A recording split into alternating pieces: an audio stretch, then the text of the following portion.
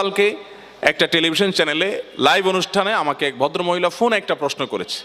প্রশ্নটা শুনে আমি অবাক হয়ে গেছি এবং লাইভের মধ্যে আমি বললাম যে আপনার প্রশ্নের কি উত্তর দেব, আমি তো এই প্রশ্ন নিয়ে আমি ভাবতে ভাবতে আমি শেষ হয়ে যাচ্ছি। ভদ্রমহিলা প্রশ্ন করে বলছেন যে আমার স্বামী আমাকে অনেক কষ্ট দেয়, অনেক আমার হক নষ্ট করে। সে বাহির থেকে আসে, এসে মোবাইল টিভি রিমোট নিয়ে বসে, আমার দিকে তাকায়ও না, জিজ্ঞাসা করে না, অসুখ বিসুখ খেলাম কি মরলাম দেখা দেখি নাই, আমার কোনো হক সে আদায় করে না। আমি নামাজ পড়তে গেলেও সে ডিস্টার্ব করে। শেষ পর্যন্ত আমার নামাজ যেতে অসুবিধা হয়, সে 2টা-3টা পর্যন্ত নানান গুনাহের কাজে লিপ্ত থাকে।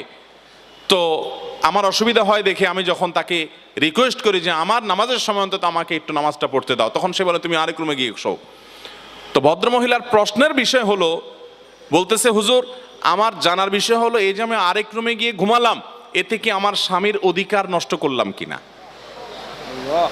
আমি বললাম সুবহান